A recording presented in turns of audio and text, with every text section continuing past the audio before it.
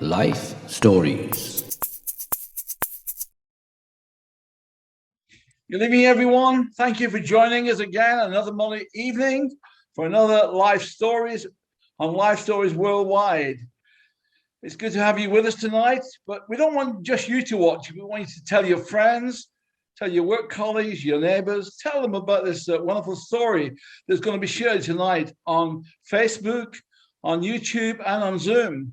It's going to be live on all those. So please pass this message on to your friends. Recently, we've been having quite a few stories from Scotland, and some of you may have got used to the Scottish accent, but tonight you're going to hear a different accent. We're going to a different part of the country tonight. But let me say, first of all, if you have any needs, you want help, then please contact us on our hotline, which is 07943 550 287. Or if you're outside of the UK, then put +44 in front of that number.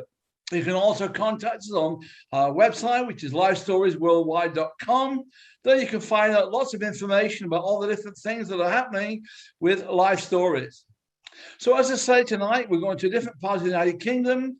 And tonight we're going to Wales, where we have a young man called Gavin Duffy. Some of you may remember his father sharing some months ago, Des Duffy. But tonight his son, Gavin, is going to share his story. Gavin was quite involved in sport when he was young. He was doing quite well. He even had trials with Wales. But then he was diagnosed with manic depression, which led him into drink and to drugs. He'd probably share a little about that, but how he came out of that, how his life changed. And so, right, I'm going to hand over to you now, Gavin, to share your story with the people tonight. Thanks, Gavin. Yeah, thank you, Life Stories, for having me. Thank you guys for joining. Yeah, looking back over my life, it's a miracle I'm alive. I was born 8 weeks premature. I was a twin. My twin died in the womb. And growing up, I was very quiet. I was very reserved. In primary school, my teacher would say to my parents, I can't get them to talk. My parents said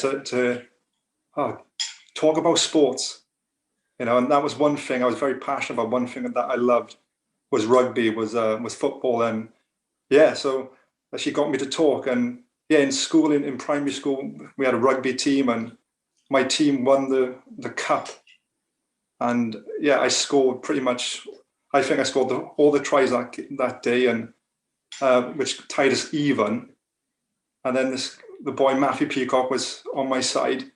He was a small kid, and the referee told him to brought the ball back, thinking he wouldn't kick it over, thinking that we'd lose the match or we'd draw the match. And he managed to kick the ball. It hit the post and bounced over, and we won the cup. And it was just growing up. It was just amazing, how rugby, was kind of, being a big part of who I am. And it's been amazing just to be able to play with some of the people I've played with, and just to know the people that I've known. And sport is just so incredible. It's such an amazing sport. And growing up, I battle a lot with like fear, anxiety. Around 8 or 9, I got sexually abused by an older girl, and that brought more fear. That brought more shame. And yeah, I grew up, I would struggle to look at girls. I couldn't look them in the face. And yeah, going to the comp then, I just felt like I never fitted in. I felt like I wasn't good enough. I just felt like I never measured up. But at the same time, I had a lot of friends. I was quite popular, but inside I felt empty. I felt broken. I felt like there was something missing. And around this time, I had trials for football and rugby for Wales, and but that it just kind of like didn't work out because of how I felt inside. The lack of confidence, the insecurity, the fear stopped me from being myself, stopped me from being free. It stopped me from really enjoying the game, because I was too conscious of how I looked, too conscious what people thought. And it hindered my rugby, it hindered my football. And so I kind of didn't play much, through the comp. I gave up rugby around about year 9, and I just kind of got into the wrong crowd, and just mixed with the wrong people, and just rugby and football kind of just dwindled out of my life. But at the time I was like the fastest boy in my year. I run for Wales as well, and I kind of just threw it all away because because my friends didn't want to play, I didn't want to play, and that kind of just led me down the wrong path. Then mixing, as I said, with the wrong people, and then coming to 17, I got diagnosed with manic depression, and life just seemed hard. It just seemed like just getting out the front door was a battle. Just to say hello to somebody, just to open the door. I just felt this weight, like I just wanted to hide from the world, and I'd kind of like lock myself in the room, and kind of people would knock on the door, and my dad would let him in. I didn't know what to do. I just felt helpless.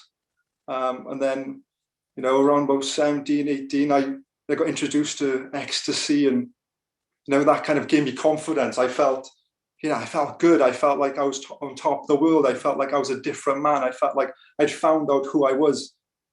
But that kind of was short-lived, because I had to take more ecstasy. I had to take more, which led to different types of drugs, to amphetamines, to MDMA, to Valium, and I was just like taking everything because I was just so empty. I was just so lost. I was just so broken, and I kind of, a couple of my friends growing up would commit suicide, and one of my friends' cousins commit suicide, and there was a person I looked up to, and kind of like it felt like suicide was a way of escape. It felt like, oh, this was the answer to my problems, that I didn't have to face what I was going through, because I just felt like it was too much to bear.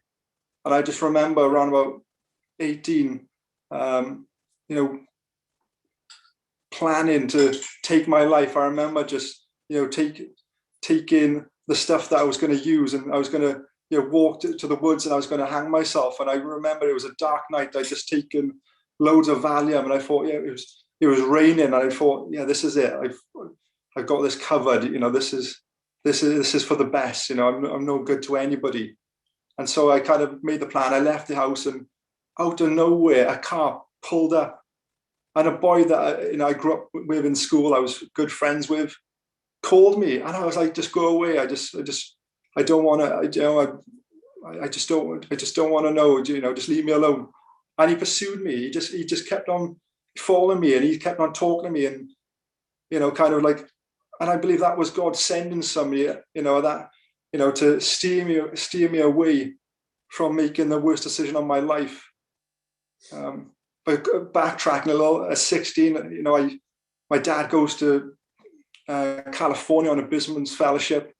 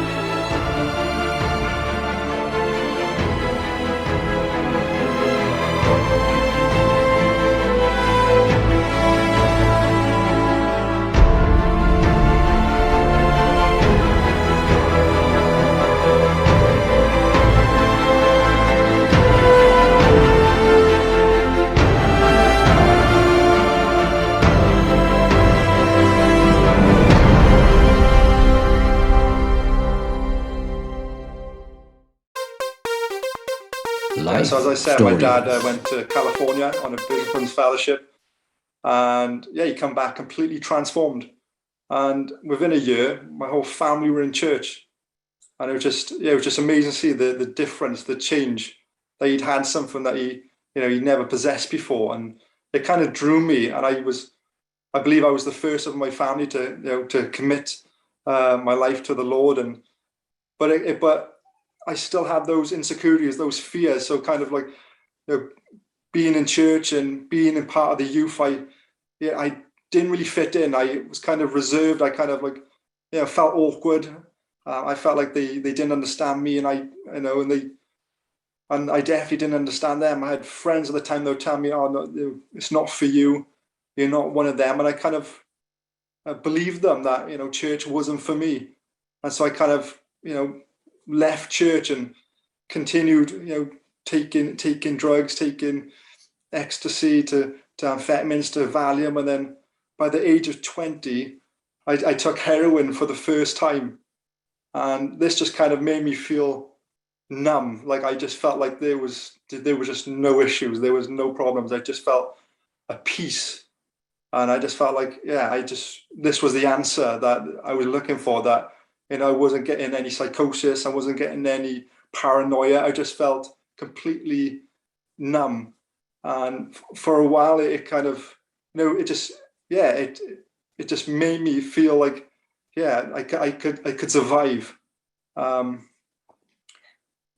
kind of it was just that false hope, that false substance that was just going to cause more problems, cause more havoc in my life. And my best friend ended up committing suicide at around 24, and that kind of just made me feel empty. I felt a weight and a burden that someone that I loved, who had so much potential, kind of ended up dying before his time. It was someone I looked up to, someone I grew up with. From the age of 11, we were friends, and just to see the pain that it caused to his family and to the people that that are left behind. I just knew that there's got to be another way. And so with my addiction, I went to college. I done a national diploma in A level in the arts. I ended up going to university, still with a drug habit. And while I'm in university, this is in my mid 20s. I'd say I was around about 24 around the time my friend passed. I kind of just was just in a place where I was just so lost. I was so broken. I couldn't interact with the other people on my course. I just felt so out of it. I was so disconnected. I was taking drugs. I was on medication. I was on the home treatment team. I just felt so wired. I just felt so out of it. I ended up, passing out, taking loads of Valium. I ended up getting raped. I ended up kind of just leaving the dorms and then moving into my friend's uncle's house. And I was there where I was put under the home treatment team, and kind of someone would have to come and give me my medication daily. I just felt so, like a walking zombie. And I just felt like, wow, this is it. What's the point? Because I just don't feel alive. I felt so dead inside. And that continued, throughout university. I ended up getting robbed in university in Soho. I got dragged down a lane, and I'm down this lane, and four guys have dragged me down this lane and put a knife to me. I'm there starting to take my clothes off, and I'm thinking, and I heard God speak to my heart. He said, "You need to ask for forgiveness." And in that moment, I asked for forgiveness. And out of nowhere, this streetwalker came. He pushed me. He said to run, and so I run, and he took me around. I stayed with him, and then I ended up leaving him. I ended up blacking out. I was found in a ditch where a taxi driver had picked me up and taken me home. And I just, in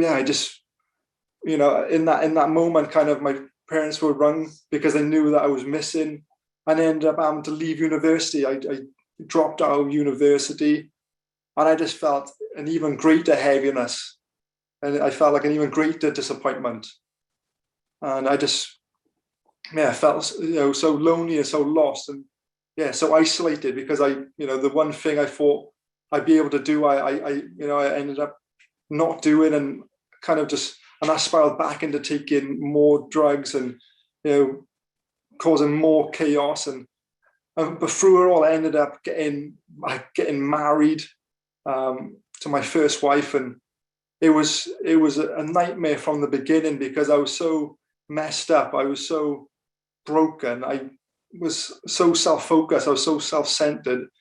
It was all about me, and I just kind of just, that didn't last. It lasted a few years, and ended up, she asked me to leave the house, and so I ended up leaving the house and moving into my sister's.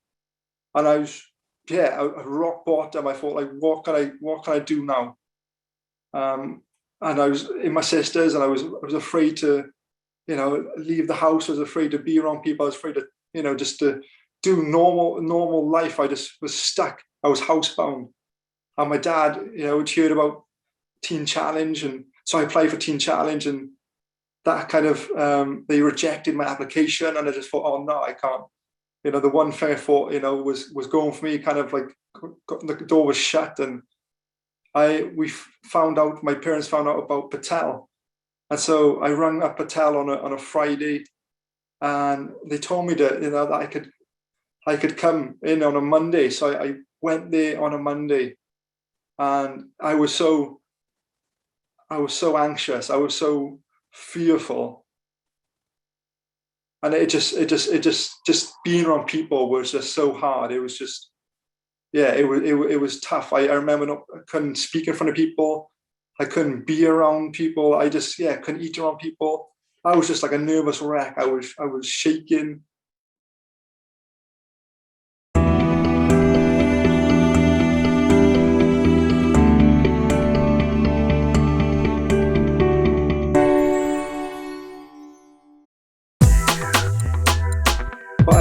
But through the grace of God, I managed to, complete the program. But while I was in the program, God really encountered me. Really, one night I remember just being out on the field. It must have been around about 3 o'clock in the morning, and I'm there crying, thinking, Lord, I can't do this.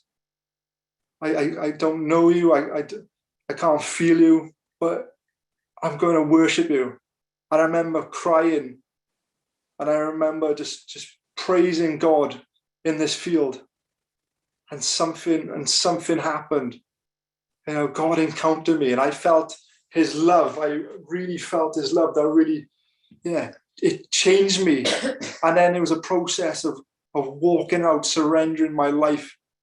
And it was amazing in this place of Batal, where I met people that were serving the Lord, that were fully committed to the Lord, that were showing me a different way to live, a different way to act. And I just knew this was what I was destined for. This is what I believed that God had set up, that he arranged it, that I would meet the people that would show me who I am and who Christ is. And I was so grateful in that place where I really found out the name of Jesus Christ. And he is the God who sets people free. He's the God that really opens the eyes of the blind. I had many years where I was so bound by darkness. I remember just, being attacked for months and months by demons, and just really struggling and tormented in my mind. But then there was one incident in my life where I remember I was laying on the bed, and I got attacked by this demon, and I was paralyzed, and all I heard out audibly was Jesus. And in an instant, I saw the demon fly out the window, and I was delivered. I was set free. And it's just amazing that there's power in the name of Jesus. There's power in his name, that he's the name that, that I'm here today giving testimony to glorify his goodness, his grace, because he's been so good for me. Even though I didn't deserve it, he never gave up on me. Even though I made a lot of bad mistakes, he's working them for good. And it's just been incredible, this journey that he got me on. And I'm so grateful for ministries like Battelle, for Teen Challenge, that really, get a hold of people, and really God uses those places to radically impact people's lives. And I believe he radically impacted my heart. And that's why I believe I'm alive, to help people that are broken, to help people that have been battling with their mental health or been battling with addiction, because he's given me purpose in my pain. And it's just been it's just been such an amazing journey, from that place of Battelle. I'm meeting my wife. We went to the same school. We knew the same people. We went to the same primary school. We went to the same comprehensive. We knew the same people, but we never met until I went to Battelle. And while I was in Battelle, I wasn't thinking of women. it didn't even cross my mind. But as I left Battelle after doing 17 months, I just was in my parents' house. I was just, reading the word daily. I was worshiping. I was praising God, and I just felt this peace like I never had before. And I just knew that, God was going to bring somebody into my life. And there was, my church at the time, they put on a youth event. And they asked the girls from Battelle, they asked Kerry to come down with three other girls, to give testimony. And it was in that place where God really spoke to me. As I was speaking to Kerry, he said, "This is what a beautiful woman looks like." And I knew in an instant that she was the one. And I was thinking, "Lord, do you want me to go to Battelle?" And I was like, "I don't really want to go back there." And within a week, I heard that Kerry felt like she was called to come back to Wales, and she ended up coming to our church, and we ended up, my sister and myself, praying for her. And I thought, "Oh, this is it. We're going to get married. We're going to get married pretty quick." And it didn't happen how I thought. And it was a lot longer than I realized. I kind of give up hope, thinking, "Lord, did I get it wrong?" And I was speaking to a friend on the phone, and he said to me, "Oh, is there a woman in your life yet?" I thought, I think so. And then I put the phone off, thinking, I think I've got this wrong.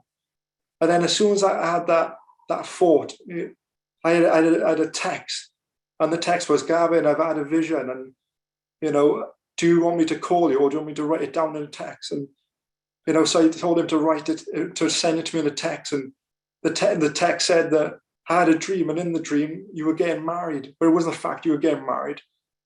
I know that I saw the person you were getting married to. And the person said, "The person I want to tell you getting married to is Kerry." And I held on to that.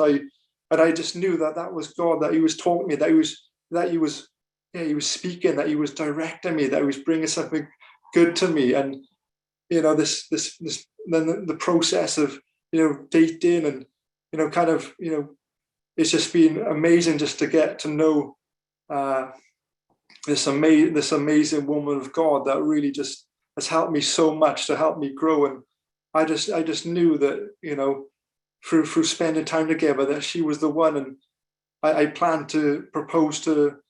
And, I took her to this place in Swansea, which I'd never been before. But 2 weeks prior, I had a dream, and in the dream, it was, I saw this picture, and I thought, I've never been there before, but it looks so amazing. And as I proposed to her, as we sat down, and I made a picnic, it was the picture in my dream, and God was just confirmed to me that this is it. I am with you. I'm blessing you. And it's just amazing, to do life again with somebody that loves the Lord, that is seeking the Lord. And it's just been amazing that God brings the right people around you. And it's just our church life is couldn't ask for anything better.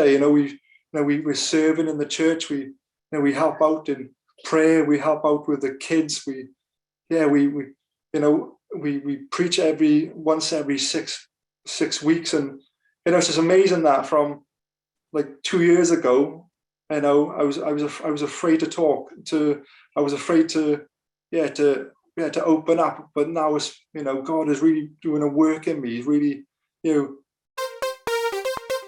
Life Stories.